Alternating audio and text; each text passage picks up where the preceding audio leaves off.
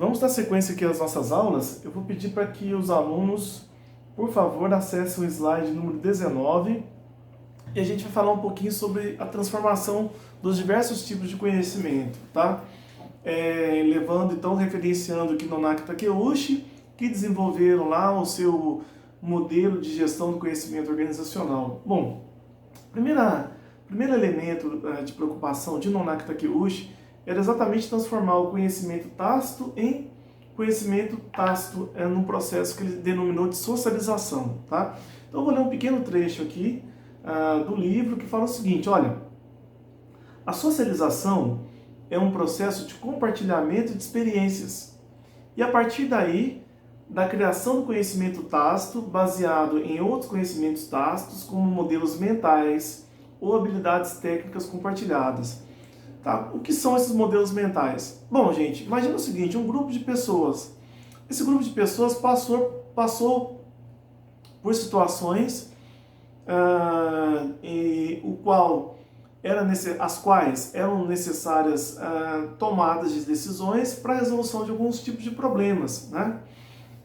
Então quer dizer que esse grupo, de alguma forma, compartilhou conhecimentos, informações, eles compartilharam alguns dramas, algumas dúvidas, algumas angústias e resolveram tomar determinadas medidas, tomar algumas situações em grupo, compartilhando tudo aquilo. Esse processo, a partir do momento que essas decisões tomadas, elas geram um elemento positivo, elas conseguem resolver um problema, elas fazem com que as pessoas aprendam esse processo de forma coletiva, compartilhada, você tem o próprio produto desse processo de aprendizagem, que é o modelo mental. Então você tem ali um modelo mental compartilhado. É isso que o Nonaki Takeuchi dizem referente a esse processo de socialização, o conhecimento tácito em conhecimento tácito. O processo de você colocar, de você verificar, colocar à prova dos demais aquilo que você pensa em relação a determinado assunto. Então é um processo muito dinâmico e a gente acredita que é um processo que faz parte da natureza humana. O ser humano ele necessita, aliás, aquilo que nos torna de fato humanos é exatamente a nossa capacidade de tomar decisões de modo coletivo. O que as organizações fizeram desde a indústria 1.0, 2.0 e a partir da indústria 3.0 e agora da indústria 4.0 foi exatamente conduzir as tomadas de decisões do âmbito organizacional a um modelo mais compartilhado. Ok? Então ele fala o seguinte, olha, o segredo para a aquisição de conhecimento tácito é a experiência. Então, se você compartilha a sua experiência, se você não retém conhecimento, informação, você disponibiliza aquilo de alguma forma para as pessoas que trabalham junto de você, ou próximos a você, já que a gente tem uma ideia de que todo trabalho executado no âmbito organizacional, ele é um trabalho que depende de outros trabalhos e que vai ser colocado à disponibilidade para que outros possam trabalhar. Ou seja, um processo interdependente, né, de uma série de questões, seja no âmbito operacional, no âmbito tático e também no âmbito estratégico. Então é isso que eles nos trazem aqui, tá? Ele fala assim, alguma forma de experiência compartilhada é extremamente difícil para uma pessoa projetar-se no processo de raciocínio de outro indivíduo. Eu quero compartilhar com vocês uma experiência, brevemente aqui, né, porque o tempo também passa muito depressa, uma experiência de um projeto de pesquisa em que a gente pediu para que alguns alunos verificassem a aprendizagem em restaurantes étnicos da cidade de São Paulo. Então havia restaurantes nordestinos, alemães, italianos e por aí vai, japoneses, etc., árabes e tal. Os alunos foram e a gente usou como metodologia apenas a observação, tá?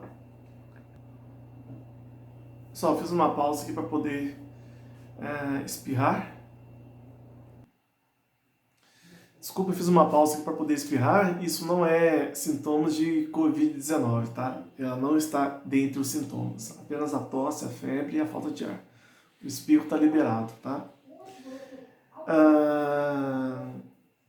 Continuando aqui, é, então ele fala que é extremamente difícil para uma pessoa projetar-se no processo de raciocínio de um outro indivíduo.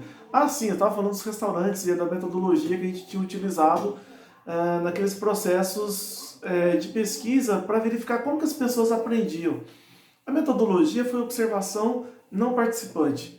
Ou seja, o pesquisador ia para esses restaurantes apenas observar como que eram feitos os pratos, como que eram feitas as receitas, as experiências gastronômicas ali e tal. O que a gente percebeu é que a gente não conseguia verificar com essa metodologia de observação participante como que as pessoas aprendiam. Porque existem questões sensoriais ali muito intensas, né?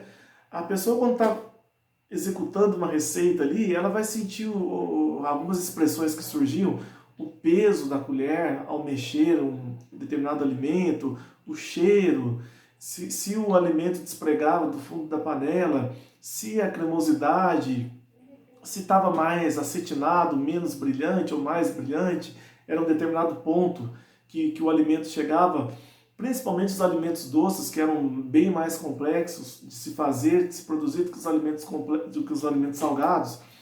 Então você tinha ali uma série de questões e a nossa abordagem metodológica ali de observação participante não dava conta de você entender o processo de aprendizagem naqueles restaurantes étnicos da cidade de São Paulo.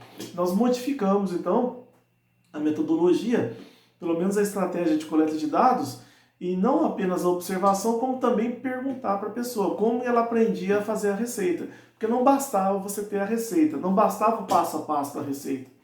O que as pessoas mais reclamam ao fazer uma receita? É que nunca dá certo, ou quase nunca dá certo, ou pelo menos quase nunca fica igual aquilo que a pessoa a ensinou ou escreveu a receita ou disponibilizou essa receita. Então existem elementos tácitos ali que não estão disponibilizados. É isso que o Nonaki Takeuchi quer com o seu processo CSI, que é o processo de gestão do conhecimento organizacional. É você conseguir acessar esse conhecimento das pessoas, tá? E aí depois ele tem ali, pessoal, alguns exemplos que ele traz, tá? Da Matsushita Electric Industrial Company, que desenvolveu na década de 80 uma máquina de fazer pães, tá? Depois vocês dão uma olhada nesses exemplos aí, que são exemplos muito ricos, eu não vou entrar aqui nos detalhes para a gente não perder muito tempo também. Não que seja tempo perdido, mas a gente precisa de uma objetividade. Depois do primeiro passo, é transformar o conhecimento tácito em conhecimento explícito. Ou seja, você tem a socialização, tácito para tácito, depois a externalização, que é tácito para explícito. E ele fala o seguinte, a externalização é um processo de transformação do conhecimento tácito, ou seja, aquilo que está na nossa mente, em conceitos explícitos. Você vai conceitualizar. É por meio do diálogo ou da reflexão coletiva que o modo de externalização da conversão do conhecimento normalmente é provocado. Ficou meio truncada essa frase aqui, tá? É por meio do diálogo ou da reflexão coletiva que o modo de externalização da conversão do conhecimento normalmente é provocado. Eu que estou lendo errado aqui, perdão.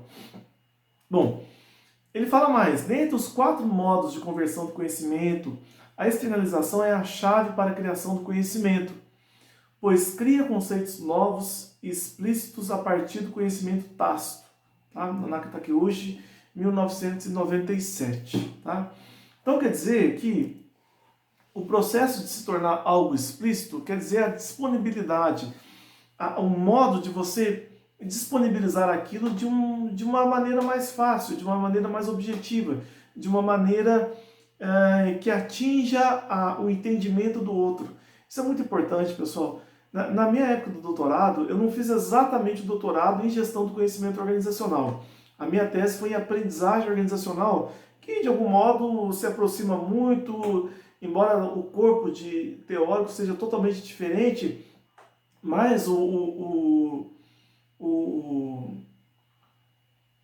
a essência é muito parecida, né, com a gestão do conhecimento. Até porque a gestão do conhecimento trata do conhecimento enquanto de um produto do processo de aprendizagem, ao passo que a gente vai exatamente acompanhar o processo de aprendizagem em si, né?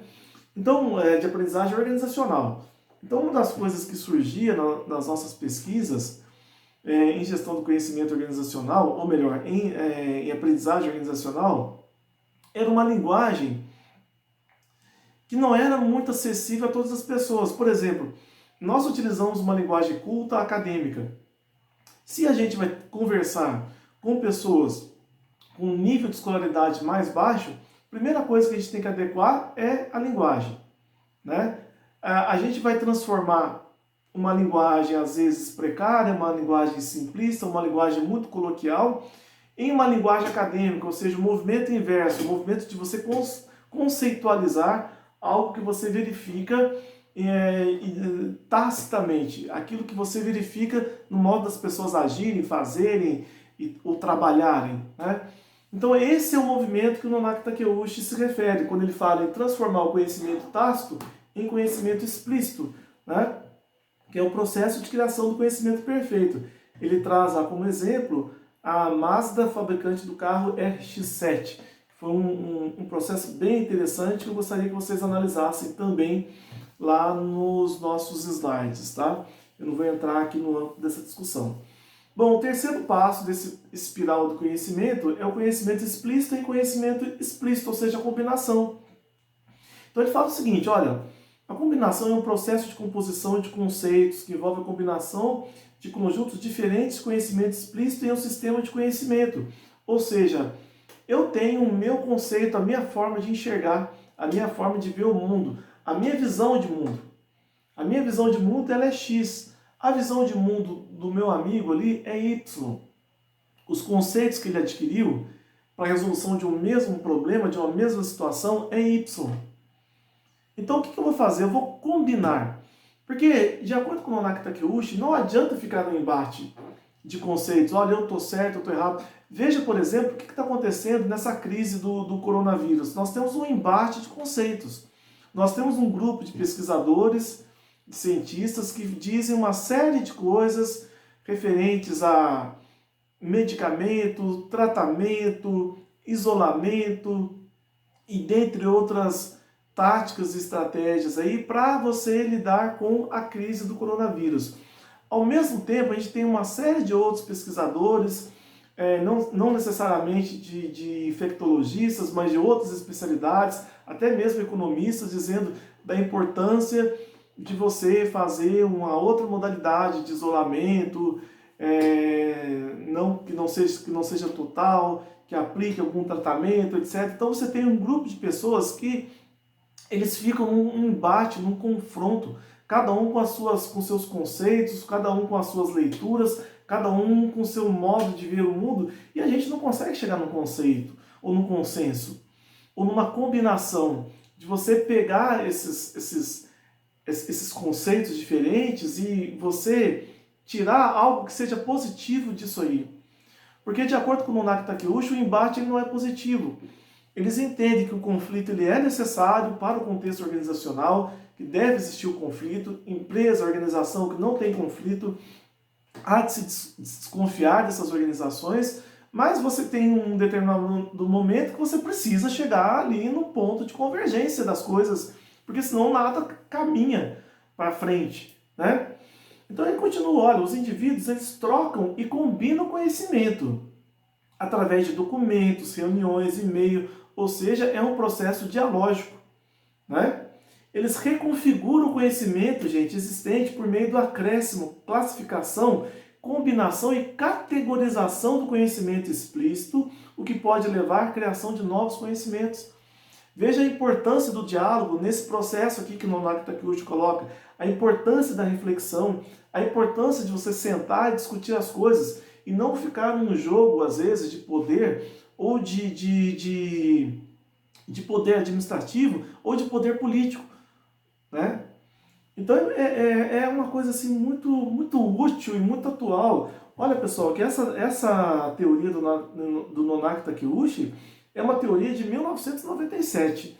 Ou seja, não é uma teoria velha, mas também não é uma teoria de agora, a gente não está falando de hoje, né?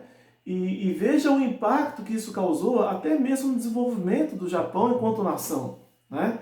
Que é, no meu ponto de vista, a nação mais avançada do planeta. Mais do que Estados Unidos, mais do que Alemanha, mais do que Suíça, mais do que os países escandinavos. É a sociedade mais avançada do planeta em termos de civilidade, em termos de produção, em termos de sustentabilidade, né? E claro que não é perfeita, não é uma sociedade perfeita, mas é uma sociedade dentre as sociedades humanas, a mais civilizada quando a gente começa a analisar esses elementos. Né? A gente não está falando de fatores culturais porque não existe cultura perfeita, não existe uma cultura melhor do que a outra. Cultura é cultura, é outro assunto para outra aula. Né? Mas em termos de desenvolvimento social, econômico e dentre outras dimensões aí do desenvolvimento humano, o Japão ele é top, ele é topo. E isso é algo inquestionável. Né? Bom, por fim, o conhecimento explícito em conhecimento